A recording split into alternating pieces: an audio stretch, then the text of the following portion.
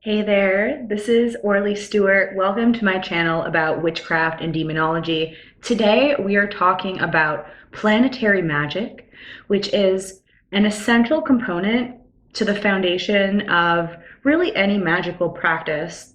No matter what system of witchcraft or sorcery you're interested in, the planets are extremely significant to understanding the nature of the universe and the different tools that you can use in the art of composing your own magical rituals, and also understanding the nature of all these elements and how they work in harmony with one another. So when we break this down, essentially, and the best way that I was taught it in a class was the planets each have a frequency and energy, and that affects us.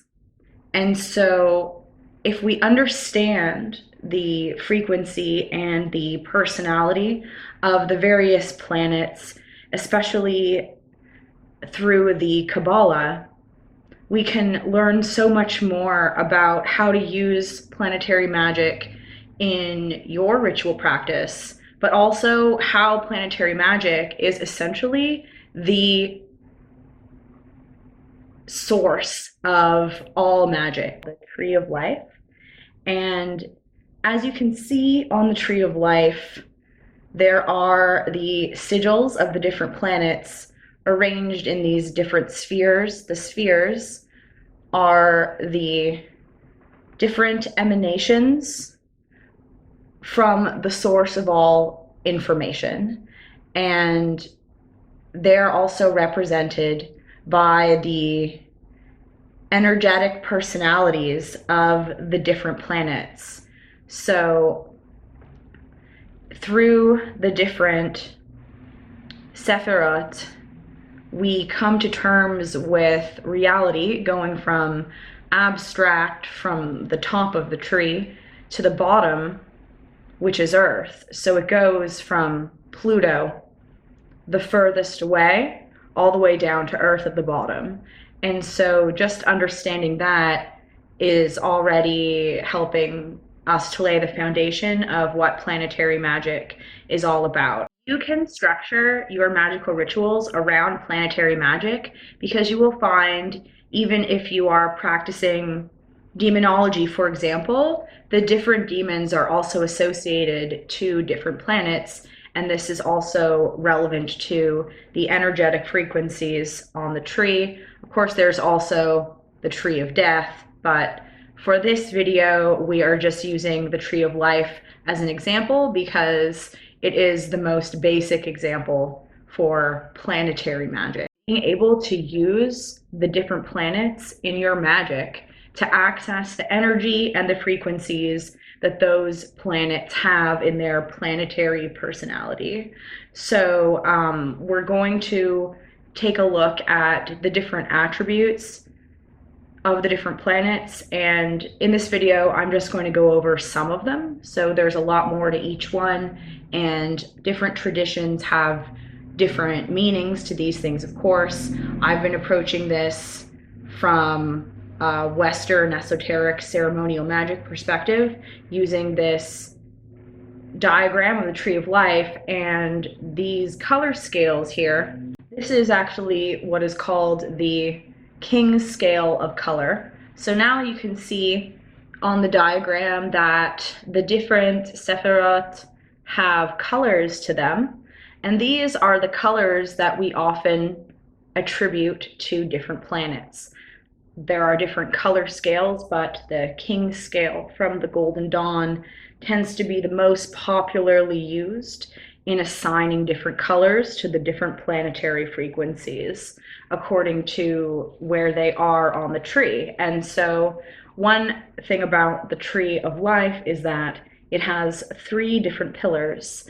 There is the middle pillar, which is totally balanced energies, the pillar of severity, the dark pillar, and the light pillar, the pillar of mercy.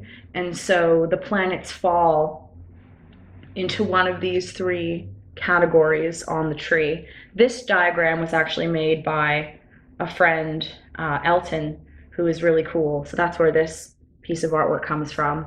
And there's so much about this tree of life that I can talk about, but today I'm just focusing on the basics of planetary magic and its attributes. So we'll go ahead and we will start at the top of the tree. So the top of the tree is Keter, which is associated to Pluto.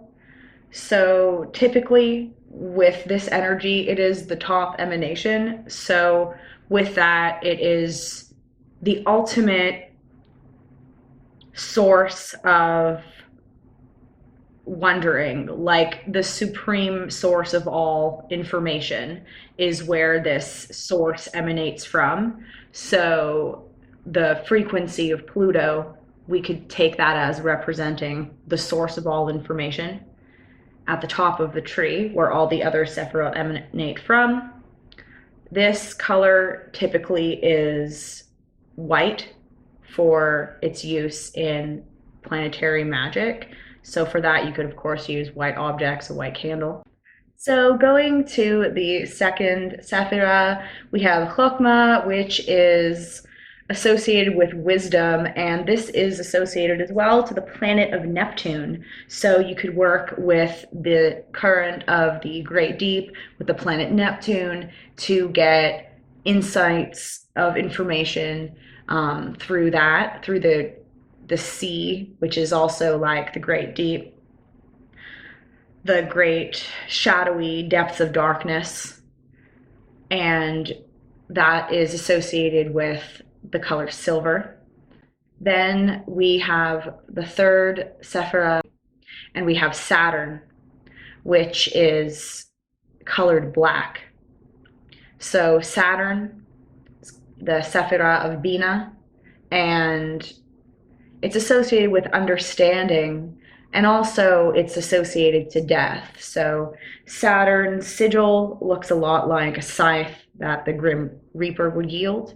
And so that is essentially like the dark mother death, planet Saturn,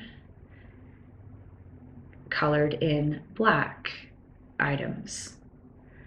And so then we go to the fourth Sephira. Emanation is getting now more dense. So things are coming more material into the physical world. And we have the Sephira of the planet Jupiter, which is associated with mercy, and it's called Chesed. The color for Jupiter is blue, according to the king scale of color here, with the classical planetary attributes. So you can use blue items for summoning the spirit of Jupiter. And Jupiter is also great for abundance, prosperity, wealth, things of that nature. And as things are getting more concrete in the emanation from the source, you can see the energies changing as we get lower on the tree and go through the different planets. And so then we get to the fifth Sephira, which is Gevura, Mars. The color of this one is red, and I think this is one of the ones that people are probably more familiar with. Mars being red for that war, but also that passion that Mars yields. And it's associated with severity. And then we get to number 7, which is called Netzach, and that is Venus. So once again, Venus, just like Mars, it's green. So those two, I would say, people are probably the most familiar with in pop culture, those planetary colors being associated with those planets in particular. it really does evoke that kind of feeling. When you look at the different colors, it's essentially the color will evoke the feeling of the planet to help you to get into its energetic frequency. So, Venus, that is love, creativity, and it's also associated with victory. Then we have the sun, and the sun is number 6. It's called Tiferet, and it's associated with beauty. Here, the sun is perfectly balanced in the middle of the tree of life. There actually is one more Sephirah above Tiferet and between it and Keter, which is Dot, the gateway. Well, one of the gateways to the tree of the dark side. And Dot is actually associated with Uranus. The sigil of Uranus actually was a letter H because the guy who discovered it was called Herschel. And so it used to be called that. But that Sephirah is often not depicted on the Tree of Life, but it is there. And so it being there makes Tiferet, the sun, which is in the middle, perfect middle of the tree, the most balanced point in the tree. So here the energy coming from the source and down to the earth is the most balanced, and it is really like the most powerful. When the sun is accessed, it has to do with us coming into our true power, our true selves as the creators of the universe, the path of our true will. And so that one is depicted in yellow. Then we have the 8th Sephirah over on the pillar of severity, which is called Hud, and it's associated with splendor, and it's the planet Mercury. And so Mercury is orange on the king scale of the Tree of Life. Mercury is associated with communication very heavily between people, one another, and also between yourself and the spirit world. So entities associated with Mercury are very often messengers between humanity and the spirit world.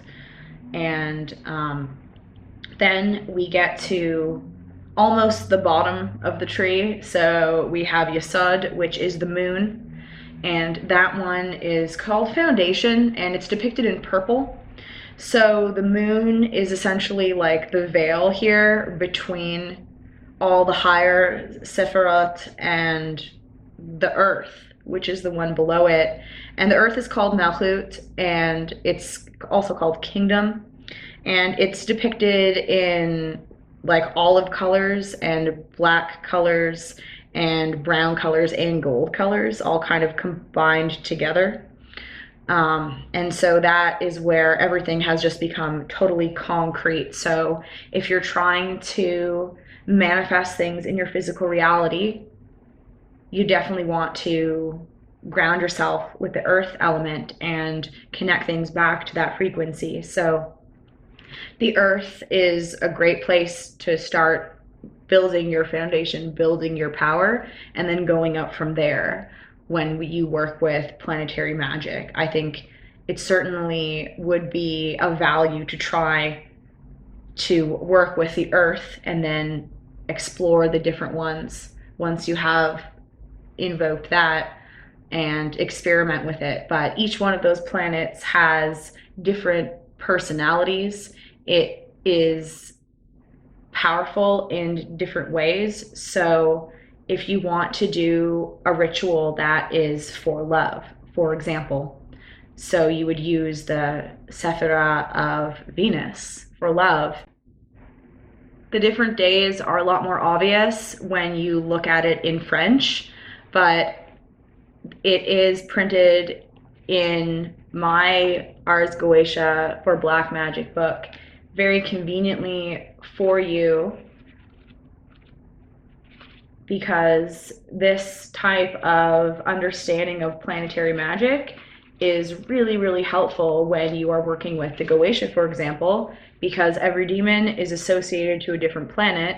And the way that you figure that out is actually by the different metal that is associated with them. But also, every single planet is associated with a different day of the week. And we have this conveniently printed for you in my book with these diagrams that Timothy created where it shows the planetary days and metals.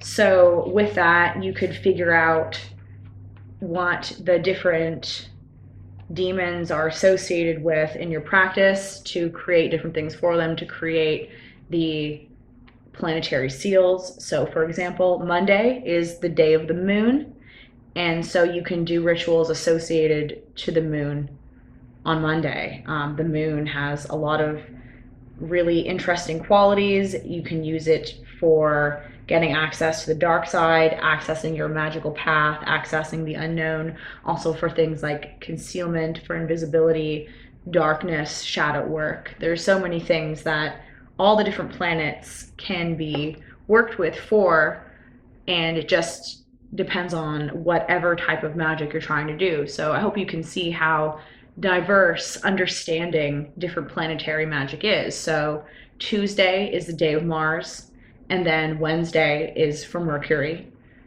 Thursday is Jupiter. Friday is Venus. Saturday is Saturn, and Sunday is the day of the sun.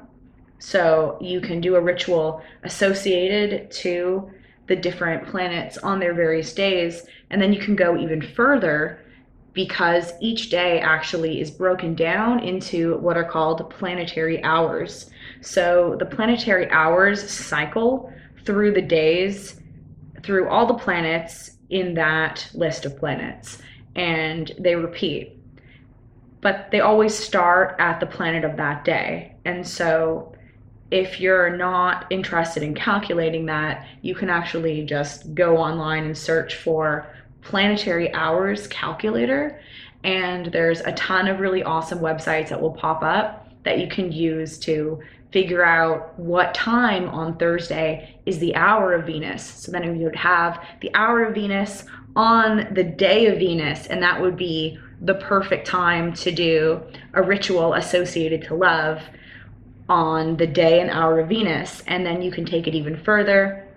You can use the planetary metals of Venus, which is copper, and you could also use other things like flowers or incenses that are associated to the different planets. If you want a full list, because there's so many, you can either look at it online because it's really diverse depending on what system of magic you're working in. But if you are interested in it from a Western esoteric ceremonial magic approach, you can take a look at the tables in Aleister Crowley's book called 777, and it's all listed in there.